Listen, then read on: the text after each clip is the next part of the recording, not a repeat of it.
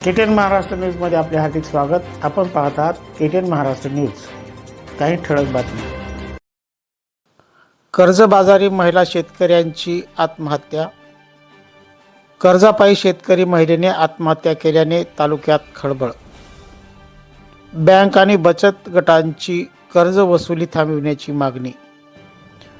माहूर तालुक्यातील मौजे मच्छिंद्र पारडी दासू नाईक तांडा येथील कर्जबाजारी शेतकरी महिलेने राहत्या घरी सकाळी 5 वाजता विषारी औषध प्राशन केल्याने घरच्या मंडळींनी तिला वाई बाजार आणि माहूर येथील रुग्णालयात दाखल केले असता तिची उपचारादरम्यान प्राणज्योत मालवण्याची घटना दिनांक 12 रोजी घडल्याने खळबळ उडाली आहे। आता सविस्तर बातमी।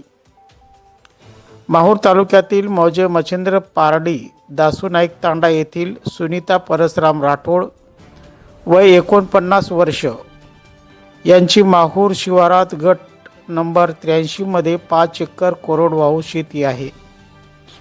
त्यांच्यावर भारतीय स्टेट बँक शाखा माहूरचे 1 लाख रुपये कर्ज आहे, तर बचत गटाचे कर्ज असल्याने बँकेकडून व बचत गटाकडून जास्त प्रमाणात तगादा झाल्याने त्यांना सदरील आर्थिक व मानसिक त्रास सहन झाला नाही। त्यामुळे दिनांक 12 रोजी सकाळी 5 वाजताच्या सुमारास राहत्या घरात त्यांनी विषारी औषधी प्राशन केले।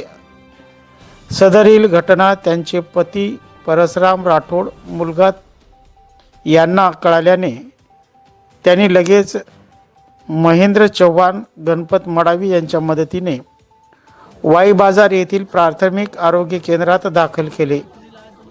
येथे परिस्थिती बिघडल्याने त्यांना माहूर येथील ग्रामीण रुग्णालयात दाखल केले असता त्यांची उपचार सुरू असताना प्राणज्योत मालवली। उपचारादरम्यान त्यांचे निधन झाल्याने पोलीस निरीक्षक देविदास चोपडे यांच्या मार्गदर्शनाखाली पोलीस नाईक प्रकाश गेडाम, पोलीस नाईक सत्यपाल मडावी यांच्यासह पोलिसांनी घटनेची नोंद घेतली।